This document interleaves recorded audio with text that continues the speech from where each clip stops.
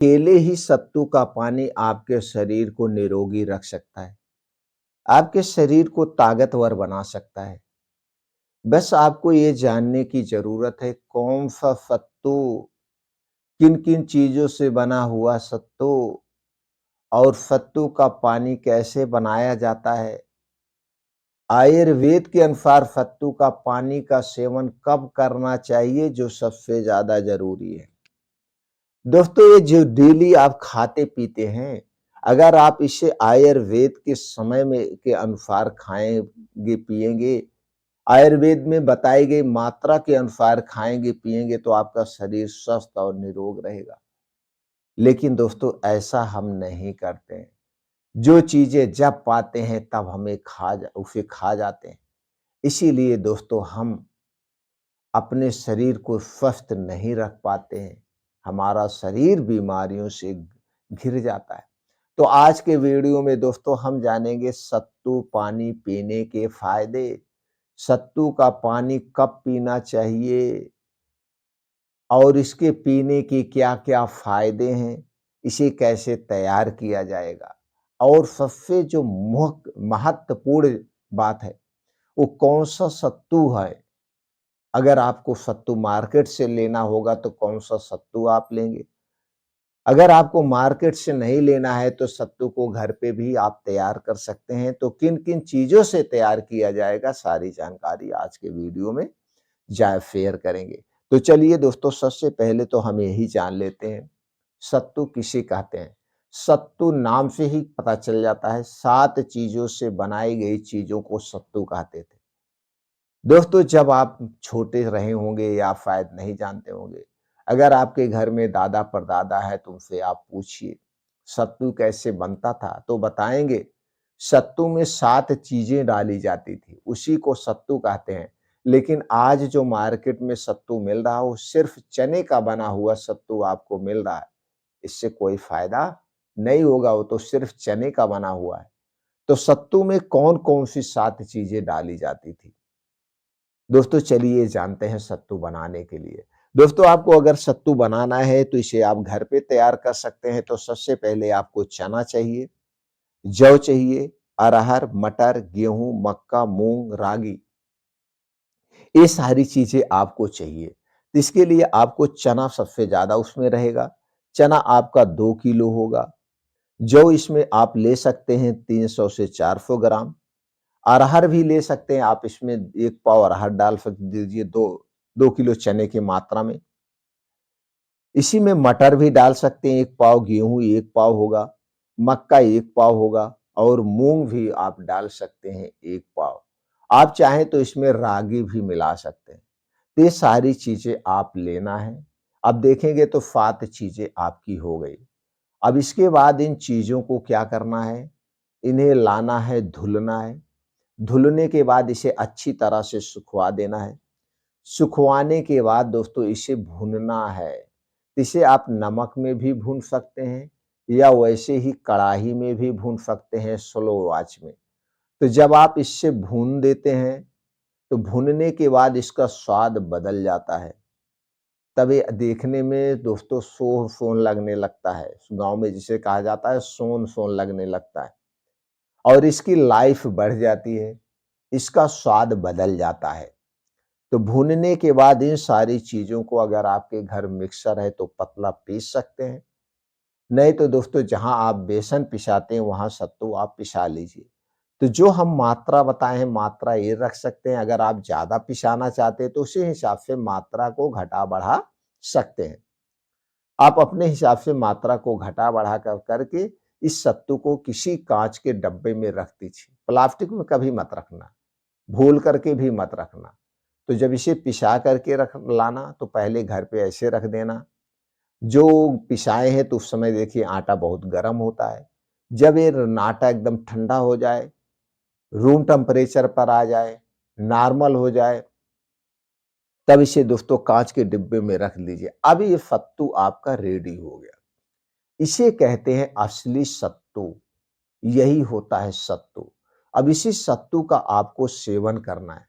अब इस सत्तू को सेवन कब करना है, कितनी मात्रा में करना है, इसके पहले हम इसके फ़ायदे जान लेते हैं, जो कि फ़ायदा जानना सबसे ज़्यादा ज़रूरी होता है। दोस्तों, अगर हम इसके सत्तू के फ़ायदे की बात करें, तो सबसे पहला जो बढ़िया फ़ायदा है, वो हमारी हड्डियों को स्ट्रॉन्ग कर देगा, मांसपेशियों को, मसल्स को बढ़ाता है। दूसरा सबसे बड़ा फ़ायदा है, हमारी इम्यूनिटी को स्ट्रॉन्ग करता है। कैसे? क्योंकि दोस्तों, जो चना आप ले रहे हैं, ये चना बड़ा ही शक्तिशाली है। इनमें कई ऐसे एंटीऑक्सीडेंट पाए जाते हैं, कैल्शियम, आयरन, फास्फोरस पाया जाता है, जो हमारे शरीर को निरोगी रखता है। जौ है, अरहर है, मटर है, गेहूँ है, मक्का है, मूँग है, ये जितनी भी चीज़ें हैं, इनमें स अलग-अलग तरह के प्रोटीन्स, विटामिन, अलग-अलग तरह के एंटीऑक्सीडेंट पाए जाते हैं। कुल मिला के इन सातों चीज़ों में सभी प्रकार के एंटीऑक्सीडेंट लगभग हो गए, प्रोटीन्स, विटामिन्स हो गए, कैल्शियम, आयरन, फास्फोरस, जिंक हो गया, सब चीज़ें हो गई। अब इन्हीं सब चीज़ों से हमारा शरीर बना है। जब हमारे शरीर में किसी भी प्रोटीन्स, विटामिन्स की कमी होती है, तो उस कमी के कारण हमारे शरीर में विकार उत्पन्न होते हैं। तो सारी कमियाँ जब पूर्ण हो जाएँगी, तो हमारा शरीर दोस्तों ना तो कमज़ोर होगा, ना तो बीमार होगा। तो हमारी हड्डी मांसपेशियाँ स्ट्रॉन्ग होगी, इम्यूनिटी स्ट्रॉन्ग होगी और सबसे बड़ा जो फ़ायदा है सत्तू जिस लिए खाया जाएगा, वो है आपका पाचन तंत्र। दोस्तों, ये गैस, कब्ज़, एसिडिटी को भी दूर करेगा, क्योंकि इस सत्तू को चाल के नहीं खाना है, ऐसे ही खाना है, तो इसमें फाइबर की मात्रा अधिक पा गई। तो फाइबर की मात्रा अधिक पाया जाएगा, जिससे आपको कॉन्स्टिपेशन नहीं होगा, आपका कब्ज़ भी दूर होगा, एसिडिटी भी नहीं बनेगी, पेट को साफ रखेगा। इसके साथ-साथ दोस्तों, इसमें जो चीज़ें बनाई गई हैं, ये सारी चीज़ें खाने से आँखों की रोशनी भी बढ़ेगी। अगर आपके बाल झड़ रहे हैं, पोषक तत्वों की कमी के कारण पक रहे हैं असमय, तो उसे भी रोक देगा। कई सारे फ़ायदे हैं, आपके शरीर की सारी कमज़ोरी को दूर कर देगा। अब दोस्तों चलिए, अब हम ये जानते हैं इस सत्तू पानी को तैयार कैसे किया जाएगा और इसे प्रयोग कब करना है। दोस्तों, इस सत्तू पानी का आप 2 टाइम प्रयोग कर सकते हैं। पहला समय तो ये है जो सबसे उचित है, जब आपको कुछ अच्छी-सी भूख लगती है। मान लीजिए आपने सुबह खाना खा लिया, तो आपको 3-4 बजे खूब अच्छी-सी भूख लगती है। यानी 2 बजे के बाद आपको खूब अच्छी-सी भूख लगती है। अगर आप घर के बाहर हैं तो समोसे, पकौड़ियाँ खाना शुरू कर देते हैं। जैसे हम देखते हैं ठेले-ठुमके पे 2 बजे के बाद भीड़ लग जाती है। अगर घर पे आप हैं, तो भी कुछ खाने का प्रयास करते हैं, चाहे सुबह का रखा हुआ खाना खाते हैं या कुछ न कुछ बनवा के खाते हैं। अगर आप 12 बजे खाना खाते हैं, तो भी आपको 3-4 बजे भूख लग जाती है। तो जब ये 3-4 बजे आपको भूख लगे या 2 बजे के बाद जब भी आपको भूख लगे, तो सत्तू आप अपने साथ हमेशा रखिए। बस 1 गिलास रखिए अपने पास, सत्तू रखिए, चाहे आप सफ़र कर रहे हैं, कहीं पे भी रहें, तुरंत 1 गिलास पानी लीजिए, उसी में 50 ग्राम सत्तू डालिए और उसे घोल लीजिए। घोलने के बाद उसी में थोड़ा-सा आप मिला लीजिए भुना हुआ जीरा का पाउडर और काला नमक। ये स्वाद भी बढ़ा देगा और गैस एसिडिटी को भी दूर कर देगा। आपको गैस एसिडिटी अगर है भी तो भी दूर हो जाएगी। अपने स्वाद के अनुसार भुना हुआ जीरा उसमें मिला लीजिए और काला नमक मिला करके बस 1 गिलास पानी तैयार करिए, 50 ग्राम सत्तू डाल के पतला-सा और उसे पी जाइए। आपकी भूख भी शांत हो गई और गैस एसिडिटी भी खत्म हो गई। तो दोस्तों, इस तरह से इसका सेवन आप कर लीजिए। आप कभी भी सफ़र पे निकलिए घर से बाहर, आप तो बाज़ार के समोसे मत खाइए, बस सत्तू पानी आप पी लीजिए। तो दिन भर में 50-50 ग्राम करके दोस्तों 100 ग्राम सत्तू ले सकते हैं, 200 ग्राम तक सत्तू इसको आप प्रयोग कर सकते हैं 1 दिन में। तो 4 बार इसी तरह से जब आपको अच्छी-सी भूख लगे तब पी लीजिए। तो एक बार में दोस्तों 50 ग्राम से 100 ग्राम सत्तू आप ले सकते हैं, घोल करके ऐसे आपको पीना है। तो दिन भर में आप 200 ग्राम तक सत्तू लेंगे, तो 200 ग्राम जब आप दिन भर में सत्तू लेंगे, तो आपको मान के ये चलिए कम से कम 24 से 25 ग्राम आपको प्रोटीन मिल जाएगी। 100 से 24 से 25 ग्राम आपको प्रोटीन दिन भर में मिल जाएगी, तो प्रोटीन की भी पूर्ति हो गई, कैल्शियम, आयरन, विटामिन की भी पूर्ति हो गई, तो आपकी बॉडी स्ट्रॉन्ग बनेगी। तो दोस्तों, इस तरह से इस सत्तू का सेवन आप कर सकते हैं और सबसे फ़ायदेमंद है।